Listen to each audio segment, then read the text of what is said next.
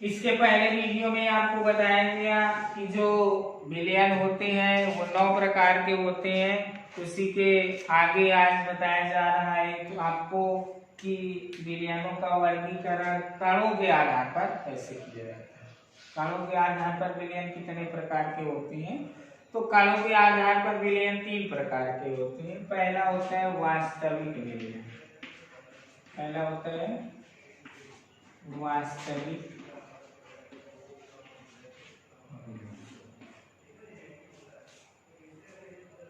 पहला क्या होता है? वास्तविक विलयन। वास्तविक विलयन क्या होता है? वे विलयन जिनमें विलेय तथा विलायक के कणों का आकार समान हो। मतलब विलयन में 2 घटक, एक विलायक और एक विलेय।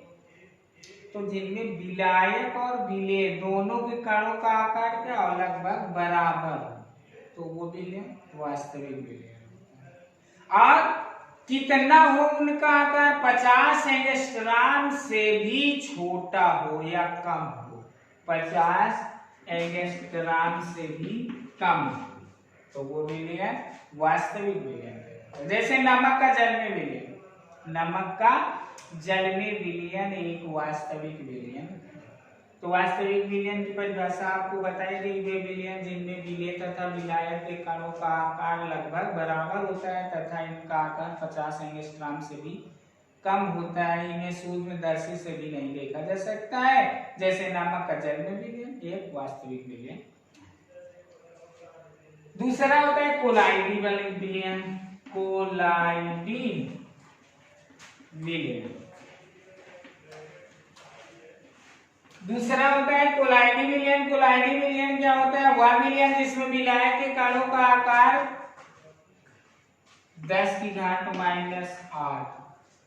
वह विलयन जिसमें विलायक के कणों का आकार 10⁻⁸ सेंटीमीटर होता है और विलेय के कणों का आकार 10⁻⁴ सेंटीमीटर से 10⁻⁷ सेंटीमीटर के मध्य में होता है। कोलाइडी विलयन वह विलयन जिसमें विलायक के कणों का आकार कितना होता है? 10⁻⁸ सेंटीमीटर होता है, ठीक है।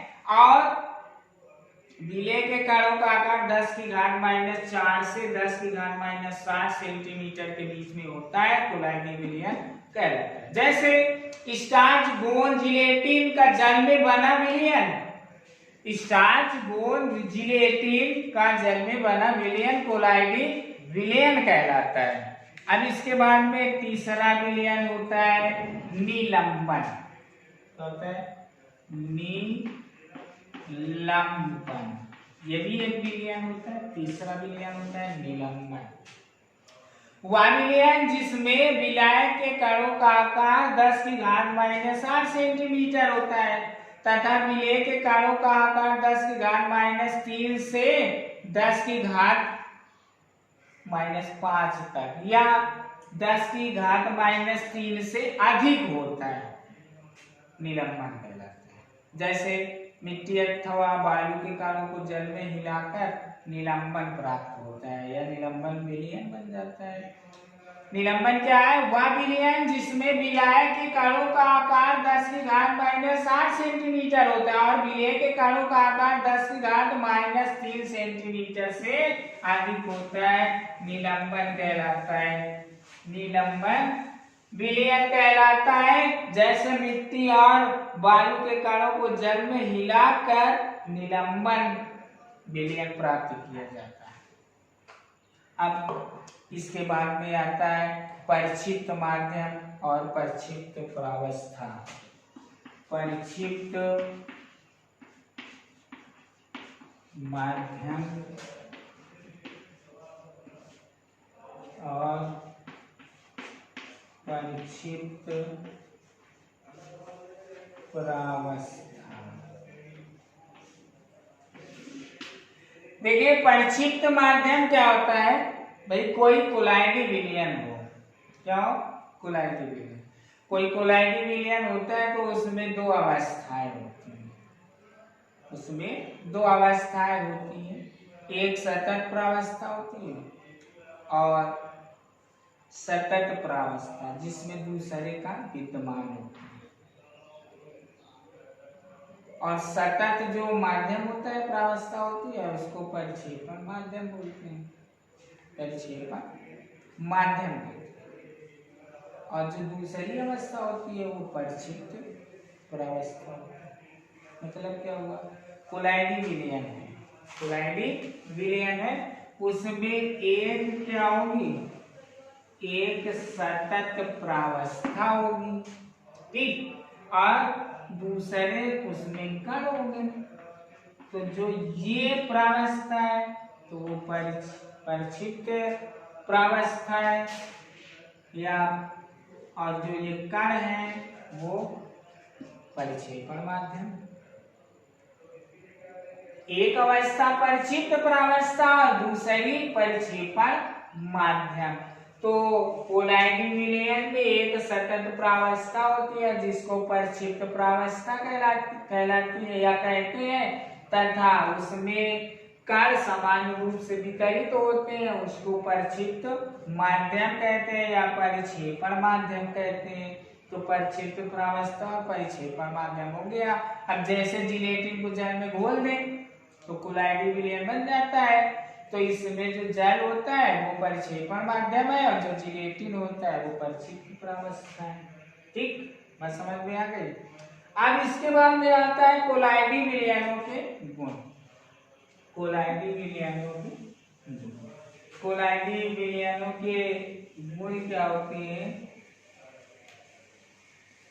पहला गुण होता है, पहला गुण तो जो कोलाइडी विलयन होते हैं उसके कणों का आकार चाहे कह दें कि 10 की घात -4 से 10 की घात -7 सेंटीमीटर होता है, या फिर कह सकते हैं 50 एंगस्ट्रॉम से 2000 एंगस्ट्रॉम, 50 एंगस्ट्रॉम से 2000 एंगस्ट्रॉम के बीच में होता है। एक पॉइंट।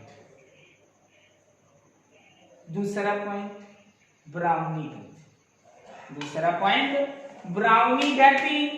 जो कोलाइडी विलयन होते हैं उसमें कोलाइडी कण होते हैं और कोलाइडी कण जो होते हैं वो जिगजैग मोशन किया करते हैं। जिगजैग माने टेढ़ी मेढ़ी गति, टेढ़ी मेढ़ी गति करते हैं, उस गति को कहते हैं ब्राउनी गति। ब्राउनी गति कोलाइडी विलयन में उपस्थित कण टेढ़े मेढ़े तरीके से जो गति करते हैं उसे ही ब्राउनी गति कहते हैं। वैद्युत कण संचलन कोलाइडी विलयन में कोलाइडी कण प्रायः धनावेशित या ऋणावेशित होते हैं। कोलाइडी विलयन के जो कोलाइडी कण होते हैं वो प्रायः धन या ऋणावेशित होते हैं और विद्युत धारा प्रवाहित करने पर कोलाइडी कण एनोड और कैथोड की ओर गति करने लगते। इस क्रिया को वैद्युत कण संचलन कहते हैं। इस क्रिया को वैद्युत कण संचलन कहते हैं। अब इसके बाद में आता है टिंडल प्रभाव। टिंडल प्रभाव क्या होता है, जब प्रकाश के किरण पुंज को अंधेरे कमरे में वास्तविक विलयन से गुजारते हैं तो उसका पथ दिखाई नहीं देता, और जब उसी प्रकाश को कोलाइडी विलयन से गुजारते हैं तो उसका प्रकाश किरण पुंज चमकने लगता है और वो एक शंकु के आधार शंकु जैसा प्रतीत होता है, जिसे टिंडल शंकु कहते हैं। इस प्रयोग को टिंडल नामक वैज्ञानिक ने किया, इसलिए इस प्रभाव को टिंडल प्रभाव कहते हैं। जैसे जब सूर्य की किरणें किसी अंधेरे कमरे से होकर आती है तो किरणों के पथ में उपस्थित धूल के कण को दिखाई देना जो होता है वो टिंडल प्रभाव कहलाता है। अब इसके बाद में आता है स्कंदन। कोलाइडी विलयन में से कोलाइडी कणों की अवक्षेपण क्रिया जो होती है उसको स्कंदन कहते हैं। कोलाइडी विलयन में से कोलाइडी कणों के अवक्षेपण की जो क्रिया होती है उसको स्कंदन कहते हैं। जैसे डेल्टा का निर्माण, रक्त का थक्का जमना स्कंदन के उदाहरण होते हैं। इसके बाद में आता है हार्डी-सुलजे का नियम। हार्डी सुलजे का नियम। हार्डी सुलजे का नियम क्या होता है? आयनों की स्कंदन क्षमता संयोजकता बढ़ने के साथ साथ बढ़ती है। आयनों की जो अवक्षेपण की क्रिया है, स्कंदन की क्रिया है, वो संयोजकता बढ़ने के साथ साथ बढ़ती है। इसे हार्डी सुलजे का नियम कहते हैं। अब कोलाइडी विलयनों के कुछ महत्व होते हैं जिनका उपयोग किया जाता है। इसका महत्व होता है कि कोलाइडी विलयन का उपयोग औषधियों में किया जाता है। जो औषधियां होती हैं वो कोलाइडी अवस्था में अधिक प्रभावशाली होती हैं। जो औषधियां होती हैं वो कोलाइडी अवस्था में अधिक प्रभावशाली होती हैं।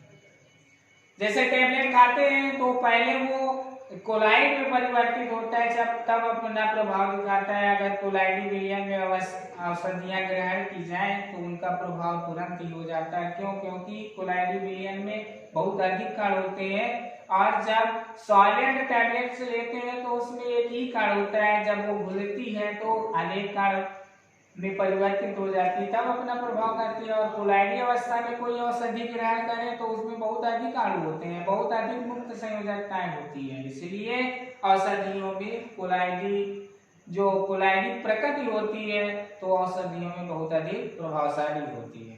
डेल्टा का निर्माण में भी कोलाइडी विलयन महत्वपूर्ण योगदान रखते हैं। क्यों? क्योंकि नदियों से बहता हुआ जल जो जाता है तो वो ऋण आवेशित होता है, और जो वहां पर जो नदियों के जल के साथ अशुद्धियां जाती हैं तो वो ऋण आवेशित होती हैं, और वहां जहां समुद्र में मिलती है तो समुद्र में अनेक प्रकार के लवण पाए जाते हैं जो धनावेशित होते हैं। धनावेशित और ऋण आवेशित परस्पर उदासीन हो जाते हैं, और उदासीन होकर छोटे छोटे कण बड़े बड़े कणों में परिवर्तित हो जाते हैं जो एक स्थान पर एकत्र हो जाते हैं, जिसे ही डेल्टा